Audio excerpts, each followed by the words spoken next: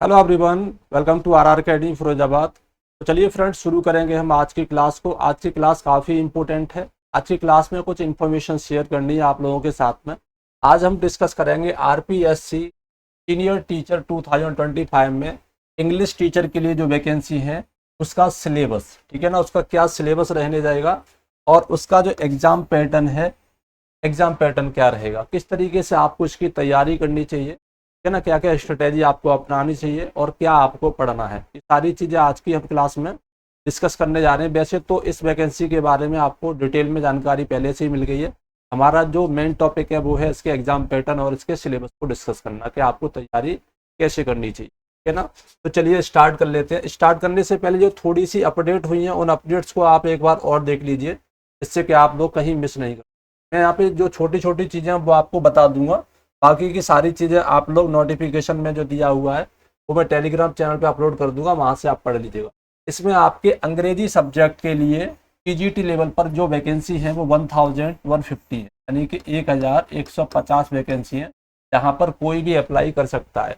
Tribal areas के लिए 155 vacancy है, जिसमें केवल वही कैंडिडेट अप्लाई कर पाएंगे जो राजस्थान के ट्राइबल कम्युनिटी से या फिर रिजर्वेशन कैटेगरी से आते हैं, ठीक है? अनुसूचित क्षेत्र हेतु है केवल बस। तो हमारा जो इम्पोर्टेंट पॉइंट था वो ये कि वैकेंसी टोटल कितनी है, कितनी वैकेंसी के लिए आपको अप्लाई करना है, ओके। इसके बाद में एक और इम्पोर्टेंट पॉइंट है, जितने भी इम्पोर्टेंट पॉइंट है केवल मैं वही बताऊंगा, बाकी की जानकारी आप लोग नोटिफिकेशन को पढ़ के दे सकते हैं, ठीक है।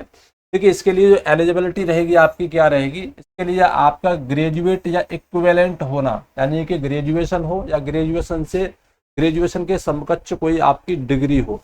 यहाँ इम्पोर्टेंट फैक्टर ये भी है कि अगर आप एफपीआर हैं, अगर आपका ग्रेजुएशन कंप्लीट नहीं हुआ है, ठीक है ना, तो भी आप अप्लाई कर सकते हैं, बशर्ते एग्जामिनेशन कंडक्ट होने से पहले, शिक्षा फल आने से पहले आपका जो ग्रेजुएशन है या जो भी जिस चीज़ में आप एफपीआर हैं वो आपका कंप्लीट हो जाना चाहिए, उसका रिजल्ट आ जाना चाहिए, ठीक है ना। तो ग्रेजुएट प्लस बीएड होना आपका अनिवार्य है। ग्रेजुएट में आप एफपीआर हो सकते हैं, बीएड में आप एफपीआर हो सकते हैं।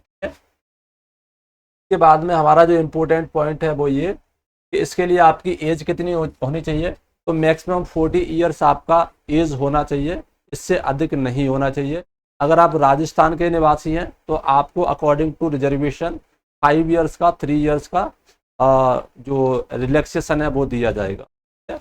और जो बाहर के कैंडिडेट हैं उनको नहीं दिया जाएगा। यहाँ पर दिया गया है कितना कितना रिलैक्सेशन है वो यहाँ पर लिखा हुआ है। के बाद में एक और इम्पोर्टेंट पॉइंट है वो और समझ लीजिए। यहाँ पर सबसे इम्पोर्टेंट चीज़ ये कि ये एप्लीकेशन आपकी स्टार्ट किस डेट से हो जाएंगी, ये आपको याद रखना है। आवेदन की अवधि है 19 अगस्त 2025 से आपका जो लिंक है ऑनलाइन एप्लीकेशन के लिए वो स्टार्ट हो जाएगा और ये 17 सितंबर 2025 तक, अब तक 17 सितंबर 2025 तक ये आप अप्लाई कर सकते हैं। हालांकि ये डेट आगे भी बढ़ सकती है, ठीक है ना। डेट बेसिकली एग्जामिनेशन के ऑनलाइन की बढ़ जाती है, तो इसकी भी डेट आपकी बढ़ सकती है। इसके लिए अप्लाई आप करेंगे, इसकी ऑफिशियल वेबसाइट यहाँ पर दी गई है, एचपीएससी की ऑफिशियल वेबसाइट, आप गूगल पे सर्च करिए, डायरेक्टली वहाँ से आप अप्लाई कर पाएंगे। इसके लिए आपको करना क्या पड़ेगा, 1 टाइम रजिस्ट्रेशन करना पड़ेगा, वहाँ पर आपको पूरी जो अपनी इन्फॉर्मेशन है वो शेयर करनी पड़ेगी और आप अप्लाई कर पाएंगे। इसके बाद में जो इम्पोर्टेंट चीज़ है वो ये इसका जो एग्ज़ाम पैटर्न है वो क्या रहेगा। जो हमारा टॉपिक है आज की वीडियो का कि इसका जो एग्ज़ाम पैटर्न है वो किस तरीके से रहेगा। तो इस एग्जामिनेशन में आपके 2 पेपर होने जा रहे हैं, ठीक है ना, 2 पेपर होंगे। पीजीटी लेवल पर भी 2 पेपर होंगे और पीजीटी लेवल पर भी 2 पेपर होंगे। तो पेपर 1 का जो सिलेबस है वो क्या रहेगा। The examination shall carry 500 marks, total दोनों पेपर के 500 मार्क्स रहेंगे, ठीक है ना। There will be 2 papers, paper first shall be 200 marks, पहला पेपर जो होगा वो 200 मार्क्स का रहने वाला है, कितने का रहेगा, 200 मार्क्स का रहेगा। कहने का मतलब ये है में आपके 100 एमसीक्यूज रहेंगे। कितने एमसीक्यूज रहेंगे, 100 एमसीक्यूज रहेंगे। पेपर सेकंड जो रहेगा वो आपका 300 मार्क्स का रहेगा, जिसमें आपके कितने एमसीक्यूज रहेंगे, 150 एमसीक्यूज रहेंगे, यानी कि ईच क्वेश्चन कैरी 2 मार्क्स, ये आपको याद रखना है। तो question paper carry minimum 200 marks. समय होगा इसके लिए 2 घंटे का। Question paper will carry 100 question, paper shall include following subject. Paper first में जो सब्जेक्ट रहेगा यानी जो आपका सिलेबस रहेगा उसमें क्या है, geographical, historical, cultural and general knowledge of Rajasthan. ठीक है ना, राजस्थान के जीएस आपसे पूछी जाएगी, करंट अफेयर भी राजस्थान से पूछा जाएगा, general knowledge of world and India, education psychology. और इम्पोर्टेंट चीज ये है कि नेगेटिव मार्किंग आपकी एप्लीकेबल रहेगी इसमें 1/3 की। कितनी रहेगी? 1/3 की, 1/3 नेगेटिव मार्किंग रहेगी। 3 क्वेश्चन गलत करने पर आपके एक क्वेश्चन का पूरा नंबर माइनस कर दिया जाएगा। ठीक है, तो ये इंपॉर्टेंट चीजें थी। अब हम बात करेंगे पेपर सेकंड के बारे में कि पेपर सेकंड का सिलेबस क्या रहेगा, जो आपका कंसर्न सब्जेक्ट रहेगा। ठीक है ना, कंसर्न सब्जेक्ट का सिलेबस क्या रहेगा ये देखना बहुत जरूरी है, क्योंकि यहीं से आपको ज़्यादा से ज़्यादा स्कोर कर लेना है। तो the question paper carry minimum 300 marks, आपके टोटल 300 मार्क्स रहेंगे।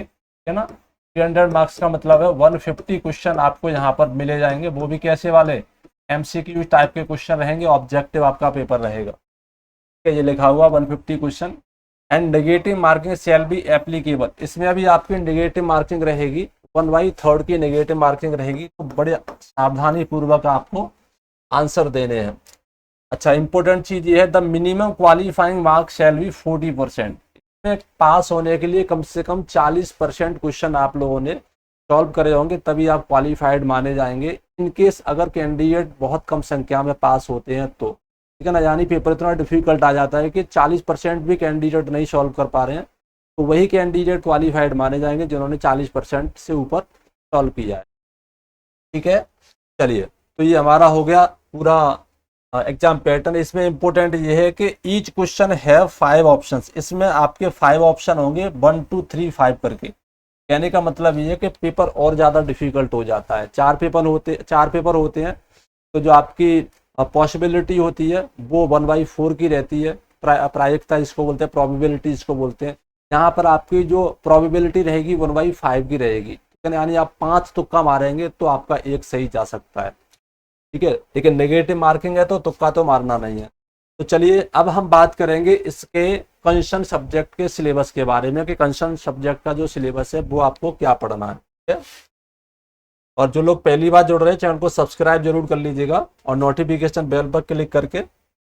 चलिए, तो Rajasthan public service commission Ajmer senior teacher के लिए सिलेबस है ये इंग्लिश का। ओके, इसमें सबसे पहले पार्ट वन में क्या दिया गया है, secondary and senior secondary standard के क्वेश्चन आएंगे, ग्रामर एंड यूजेज के। ठीक है ना, इसमें आपके part of speech, noun, verb, adjective, adverb इतना दिया है, लेकिन आप इसको कंप्लीटली ऑल, ठीक है ना, पूरा का पूरा पढ़ेंगे। आर्टिकल एंड डिटरमाइनर्स, ठीक है ना, टाइम एंड टेंस, प्रीपोजिशंस, ठीक है ना। देखिए यहाँ पर पार्ट ऑफ स्पीच में दिया था नाउन, वर्ब, एडजेक्टिव, एडवर्ब, क्या दे दिया है, प्रीपोजिशन। कहने का मतलब है पार्ट ऑफ स्पीच पूरा ही आपको पढ़ना है। मॉडल ऑक्सिलरी वर्ब्स आपके आएंगे इसमें, डिग्री ऑफ कंपैरिजन आएगी, कंपैरेटिव, सुपरलेटिव डिग्री, ठीक है ना, ट्रांसफॉर्मेशन आएगा आपका, सब्जेक्ट वर्ब एग्रीमेंट है, subordination, coordination, compound complex sentence, simple compound complex, synthesis, ठीक है ना, ट्रांसफॉर्मेशन, ये सब कुछ आपका इसमें आने वाला है। कंडीशनल सेंटेंस आपके आएंगे, transformation of sentences, affirmative, negative and interchanging, interrogative, active to passive voice, direct and indirect narration, हर तरीके का आपका ट्रांसफॉर्मेशन इसमें दिया जाएगा। फ्रेजल वर्ब्स आएगा, प्रोवर्ब, इडियोमेटिक एक्सप्रेशंस है, words often, misspelled and confuse, यानी स्पेलिंग टेस्ट भी आपका इसमें होने वाला है। सिनोनिम्स एंड एंटोनियम्स भी है, phonetic transcription and word stress, यानी कि ये पूरा का पूरा इंग्लिश ग्रामर इसमें दे दिया गया है, तो आपको बहुत अच्छे तरीके से तैयारी करनी है। नेक्स्ट वन, आगे पार्ट सेकंड में क्या है, ग्रेजुएशन स्टैंडर्ड के क्वेश्चन आएंगे, ग्रामर, यूजेज एंड लिटरेचर पे, ठीक है ना, ग्रामर, यूजेज एंड लिटरेचर पे। तो ग्रामर में बेसिक सेंटेंस पैटर्न पूछे जाएंगे, ठीक है ना, fill in the blanks type के, phrase analysis in term of MHM और clause analysis in term of SPOCA, ठीक है ना, रीडिंग कॉम्प्रिहेंशन एंड वोकेबुलरी और पोइट्री एप्रिसिएशन, यानी कि ये थोड़ा सा डिफिकल्ट रहेगा आपका। ग्रेजुएट स्टैंडर्ड का आपको पढ़ना है, ग्रेजुएट स्टैंडर्ड की डिफिकल्टी आपको यहाँ पर देखने के लिए मिलेगी सारी चीज़ों में।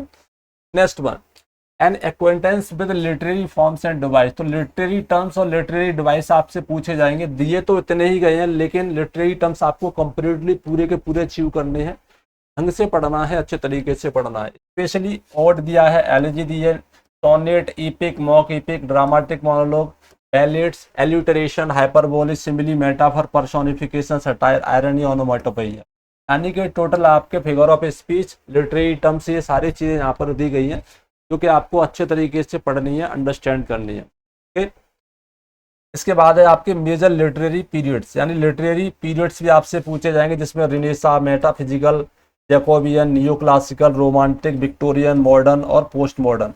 पूरा का पूरा आपको लिटरेरी हिस्ट्री पढ़ लेनी है, ठीक है ना। एंड लिटरेरी मूवमेंट्स भी आपको पढ़ लेने हैं, romanticism, Gothic, pre Raphaelite movement, realism, ठीक है ना, existentialism, stream of consciousness, symbolism, modernism, post modernism, ये सारी चीजें पढ़नी है, बहुत डिटेल में पढ़ लेनी है अच्छे तरीके से। Acquaintance with 20th century Indian writers and poets of English literature, जैसे कि R.N. टैगोर हैं, मुल्कराज आनंद हैं, R.K. नारायण हैं, सरोजिनी नायडू हैं, तोरू दत्त हैं, निजमी जिकिल हैं, रस्किन बॉन्ड हैं, अरुण कोलकर हैं। तो ये इंपॉर्टेंट चीजें हैं जो आपको अच्छे तरीके से समझ लेनी है, और इनकी जो स्टडी आप लोगों को डिटेल में करनी है, तब जाके आप इसको क्वालिफाई कर पाएंगे, ठीक है ना। इसके बाद है आपका अनीता देसाई, शशि देश पांडे, ठीक है ना, कमला दास, जयंत महापात्रा, अमिताभ घोष, मंजू कपूर और अरुंधति रॉय, यानी कि बहुत सारे राइटर आपके इसमें भर दिए, भरमार कर दिए राइटर्स की। पार्ट थर्ड में टीचिंग मेथड्स आएंगे। टीचिंग मेथडोलॉजी में ग्रामर ट्रांसलेशन मेथड है, डायरेक्ट मेथड है, स्ट्रक्चरल मेथड है, ऑडियो लिंगुअल मेथड है, कम्युनिकेटिव इंग्लिश लैंग्वेज टीचिंग है, teaching prose, poetry, grammar and comprehension है ना, basic principle of second language teaching, selection, graduation, presentation and testing.